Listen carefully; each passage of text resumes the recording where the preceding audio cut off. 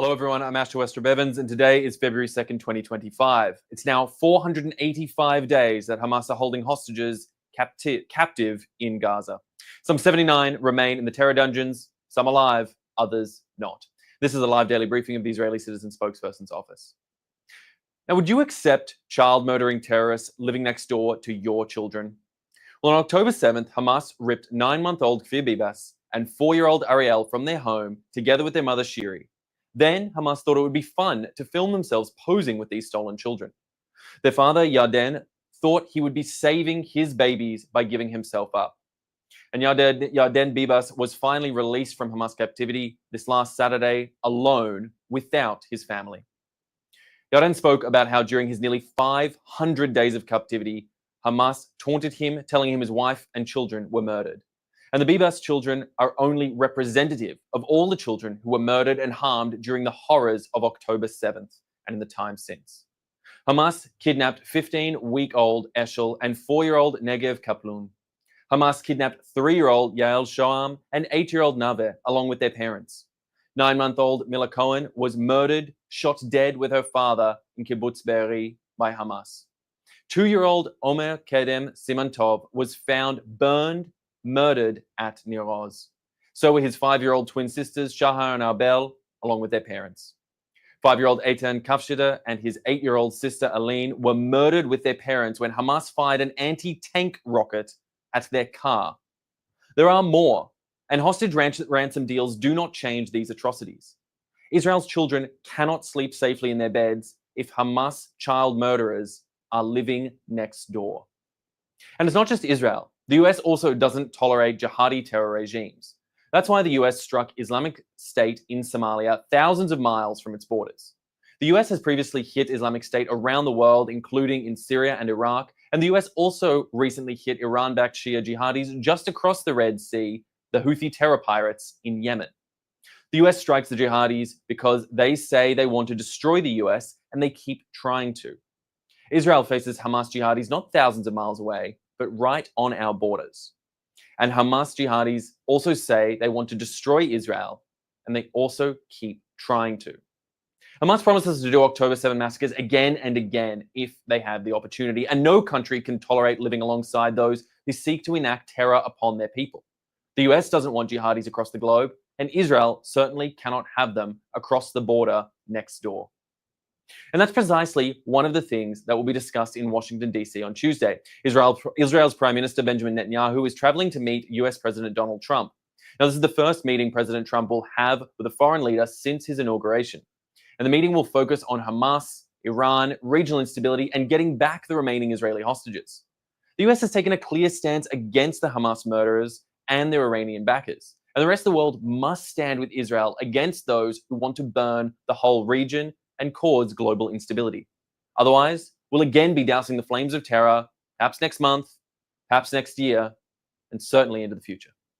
All right, let's take questions from our audience watching live on social media. Thank you, Asher. Our first question comes from many people on Instagram. Many want to know, is there any news on the rest of the Bibas family?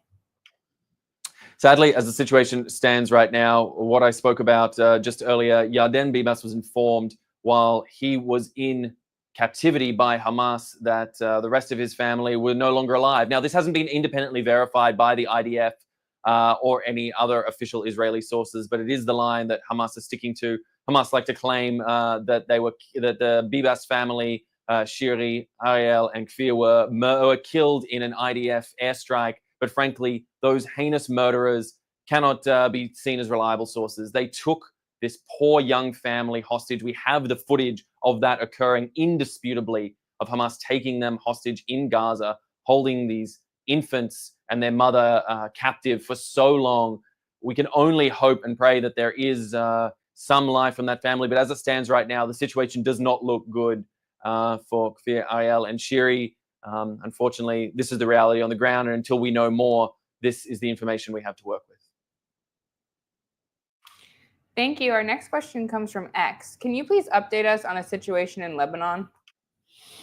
Well, taking a look at Lebanon right now, Israel and the IDF have said that they are unable to pull back from the southern parts of Lebanon to give back the area that was supposed to be agreed to under the ceasefire because, frankly, Hezbollah is still operating in that region. As we saw just a couple of days ago when reconnaissance drones launched by Hezbollah were shot down by the IDF.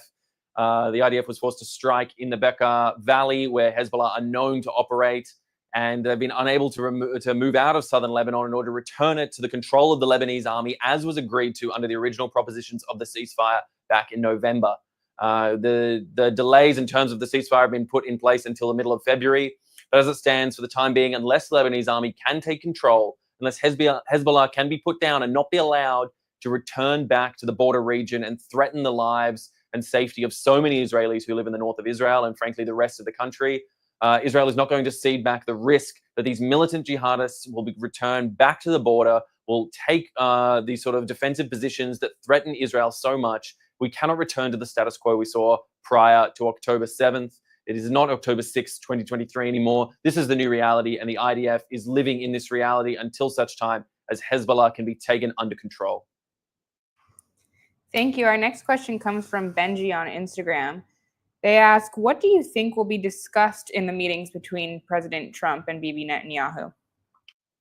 Well, this meeting, as I said earlier, the first foreign leader to be formally meeting with new US President Donald Trump, likely to be a wide-ranging one, of course. Under the first Trump administration, the Abraham Accords, which saw normalization of ties with a number of Israel's neighbors, the UAE, Bahrain, Morocco.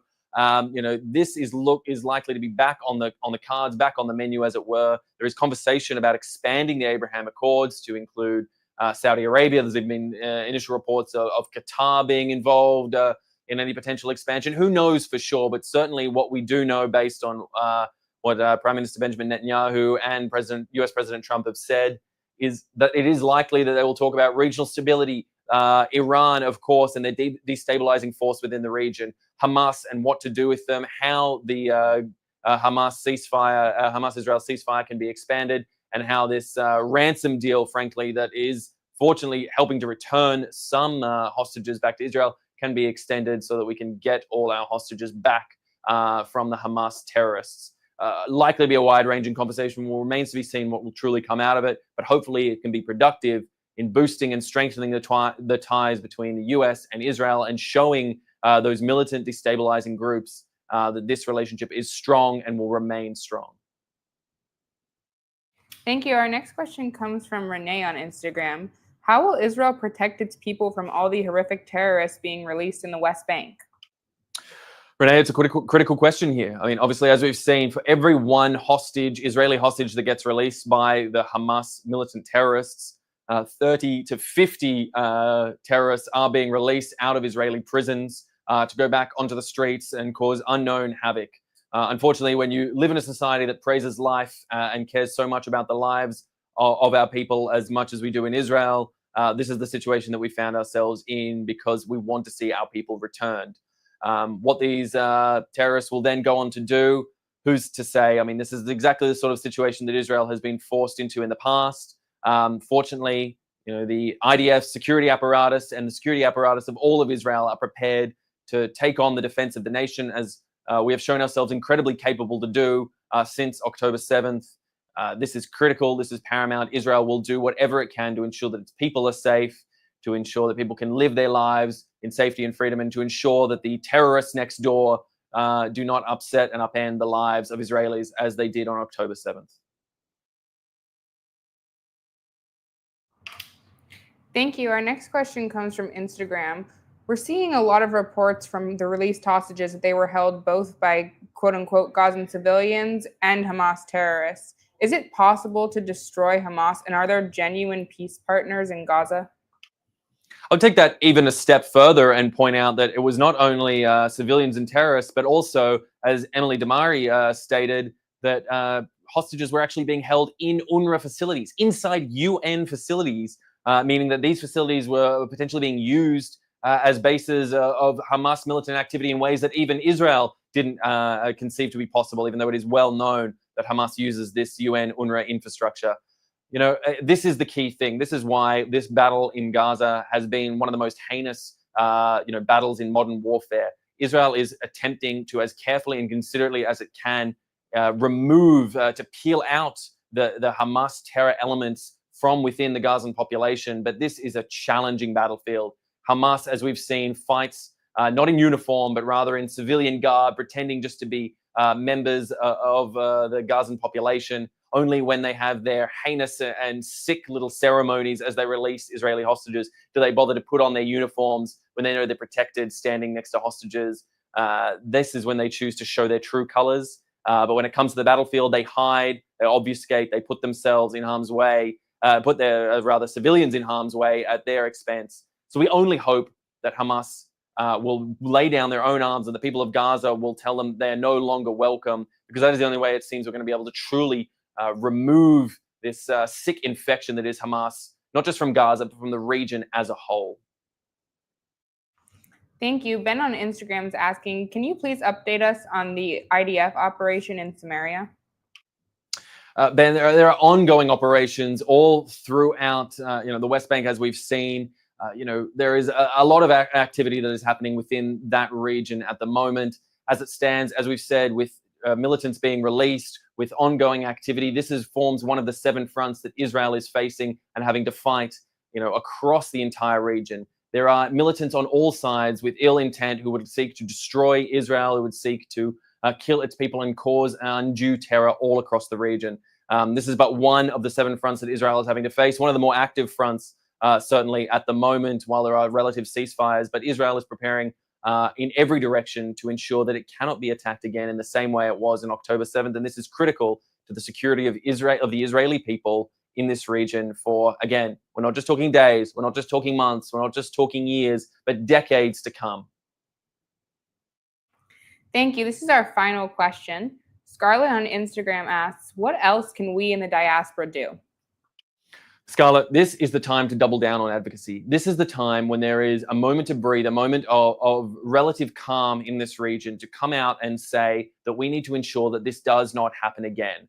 There are ceasefires right now, but I want to make something very clear. There is not peace. Whether we talk about Gaza and Hamas in Gaza, whether we talk about Lebanon and Hezbollah, whether we talk about the Iranians, the puppet masters of it all, or any of the other 7 fronts that Israel is currently fighting for, you in the diaspora, and I'm speaking to you directly, you need to be advocating for Israel. You need to be ensuring that every country you live in understands that if you wish to fight for democracy, for Western values, for the liberal order of the world as a whole, as we've built it, you need to be ensuring that there is an ongoing pressure to tell the likes of Hamas, the Iranian regime and others that their sort of barbarity, their sort of atrocities will not be tolerated around the world. Do not let others attempt to demonize Israel and its activity to fight for democracy. Ensure that you understand, and your leaders, whether that be writing to politicians, whether that be talking to neighbors, whether that be advocating on social media, you can stand up as citizen spokespeople and inform the world of the realities of what's happening. Israelis wish to live in peace. They wish to live in security. Our greatest goal right now is the normalization of ties with our neighbors. What a goal. Can you imagine? To develop some sort of normalcy and stability so we can exist and coexist with our neighbors in this region. This is the goal of Israel right now, and you in the diaspora can help by speaking up loud and proud with your voice every single day. All right, well, that is all we have time for, so I want to thank you so much for tuning in. We'll be back tomorrow, 3 p.m. Israel time, 8 a.m. on the East Coast. I'm Westropp-Evans. Thanks for watching.